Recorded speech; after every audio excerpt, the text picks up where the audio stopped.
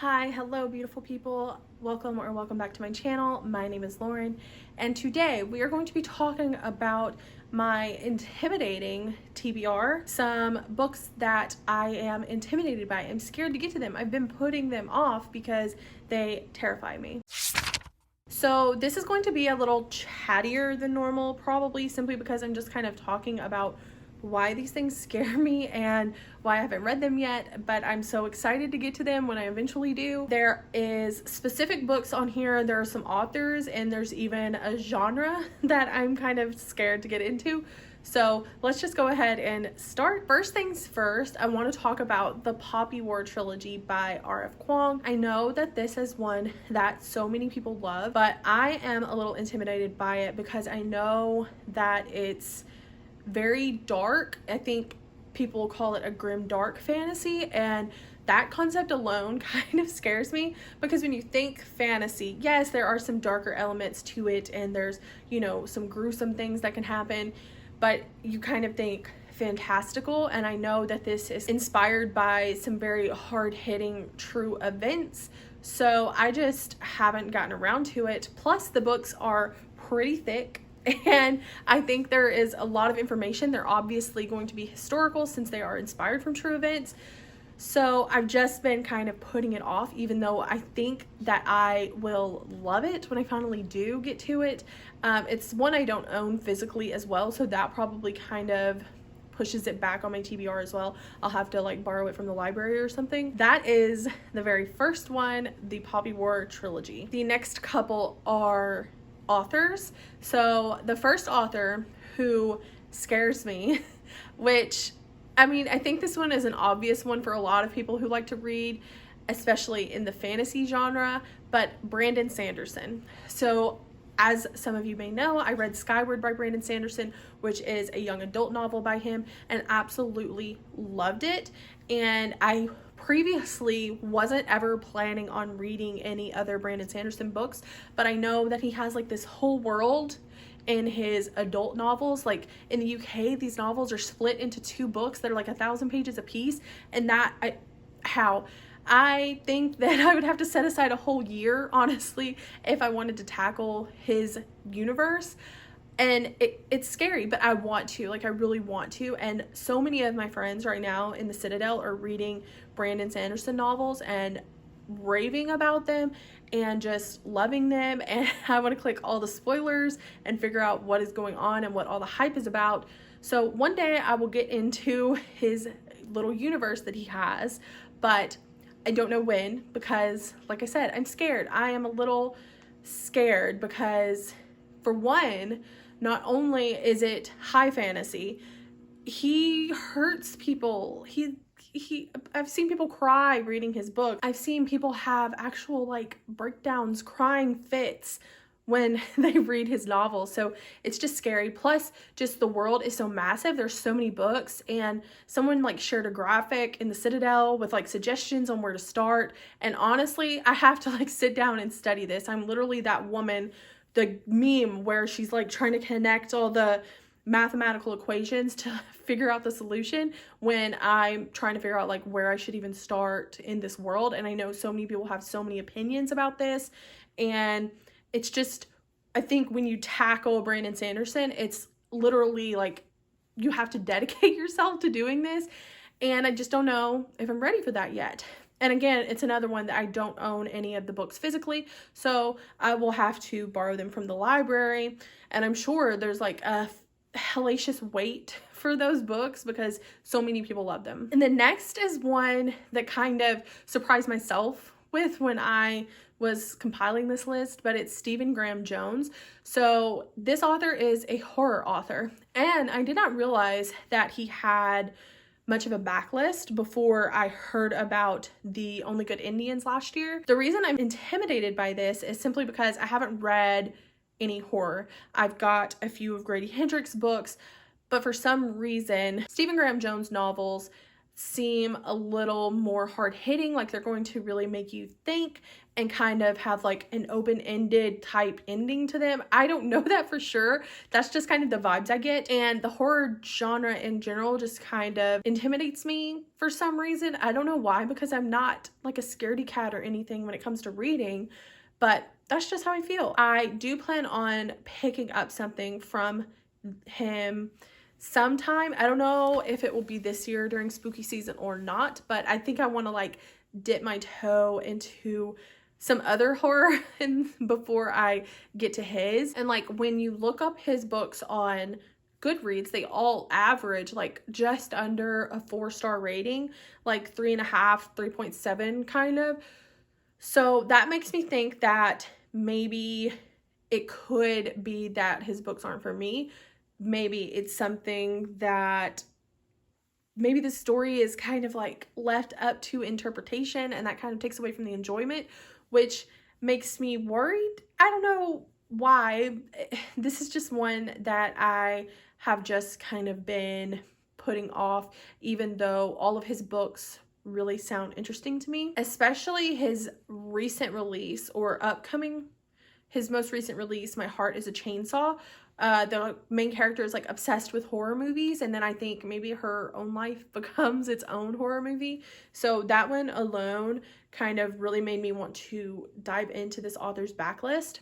So Stephen Graham Jones, I am intimidated by you. And then next is a book that I actually own, and it is The Fifth Season by N.K. Jemisin. So this is actually from the Broken Earth trilogy, and this was a book that my friend Day sent to me. She had this and was unhauling it, and she sent it over to me, and I thank her so much for that. I've heard some things about this book, like people come out feeling a little dumb for it, I guess. Like it's complicated. It's a complicated story, but I've heard people also like love it.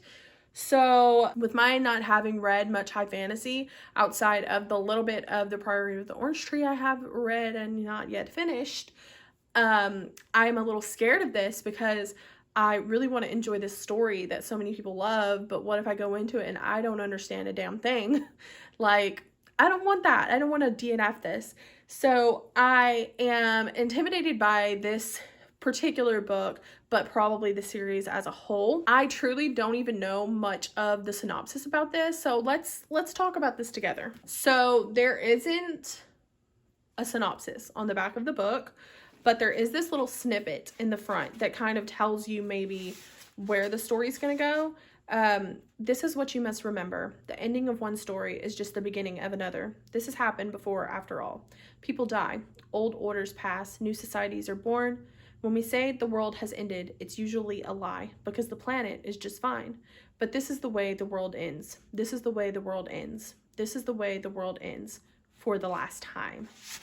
So, okay, that really puts into perspective why it's called the Broken Earth trilogy. I guess this is maybe kind of like a dystopian type fantasy perhaps, and intricate and extraordinary. That alone kind of explains why it scares me, the intricate part. I truly think this is just a matter of me hearing from other people who didn't quite grasp the story and me fearing that I will fall in the same boat since I'm not familiar with high fantasy. But this is just something that I really, really want to read, and even more so because a couple of my friends have been talking about how much they love this book in particular and the series. And you know, I have FOMO. I want to read. I want to have these amazing experiences with these stories just like everyone else. And then next is probably a weird one, I think, but it's Mariana Zapata, who is a romance author. I know you're thinking like, Lauren, why are you intimidated by a romance author?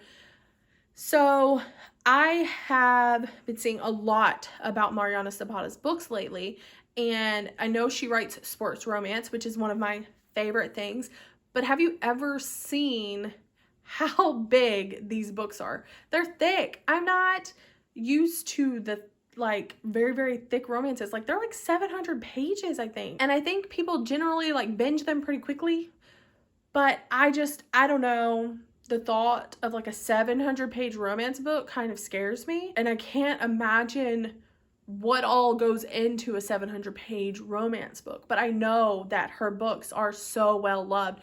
Like, her most recent release has been like everywhere, and that's one of the reasons I added this to my intimidating TBR, because she's been one that I want to pick up very, very soon. Like, I've been really dying to pick up a book by her, but I've just been putting it off because I know that it's going to take some time to kind of get through my first one. And then next is a book that I literally put on a prompt for the Reindeer Readathon last year in December as a book that intimidates me, and it is The Nightingale by Kristen Hanna.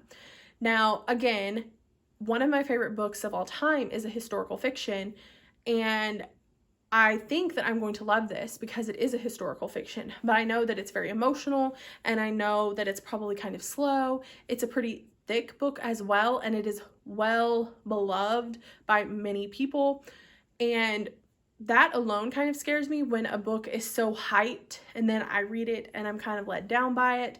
That's disappointing. You hear how wonderful this book is and you are just like dying to digest it just like everyone else and enjoy it just like everyone else, and then you read it and it doesn't meet your expectations. That alone is sad.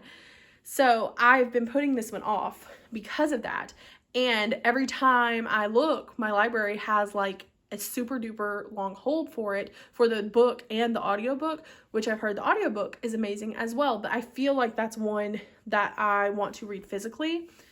So I don't know, I plan on getting to that one this year, but it's still scary. And I've not read a Kristen Hanna before, and she is an author that I really am interested in because, like I said, I do like historical fiction. I just haven't read a whole lot of them. So that particular book is intimidating to me, and it's one that I've been eyeing for a while, and it eyes me back, and then I get a little scared and I put it on the back burner. And then finally, for the genre that I am scared to get into is historical romance. Now, you've heard me say romance is one of my favorite genres, and I do enjoy historical fiction. So why does mixing the two scare me? So historical romance, I know, like, it has like almost its own language, its own verbiage. Like, there are words that people say in their reviews of books that are in the historical romance realm, and I have no idea what they're talking about. Like, I feel like I'm gonna have to learn a whole new language to get into this genre, but it's something I'm interested in. There are definitely books that have caught my eye that are on my TBR, but I just haven't picked them up. Not to mention the covers are just like not it. Like I look at a historical romance cover, and these are the books that my grandmother literally buys at like yard sales and binge reads on while she's drinking her morning coffee.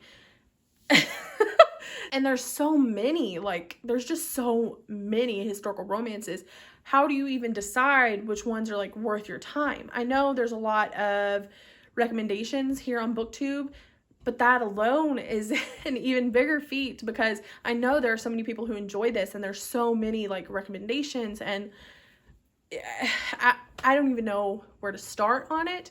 I guess I could start with the ones I have on my TBR, but they're just not the first things that I gravitate toward. I don't know. This may be something that I do like a specific vlog for in the future, is picking up some historical romance and maybe figuring out who is my favorite as far as author goes, what kind of stories I actually do enjoy in the genre. So let me know if that is something that you would be interested in, because it is something that I want to dive a little more into. But like I said, it's just intimidating to even figure out where to start in that genre. So there you have it, guys. Those are the authors, genres, and books in the literary world that have me a little intimidated and kind of hesitating to pick up, and why I've hesitated on picking them up.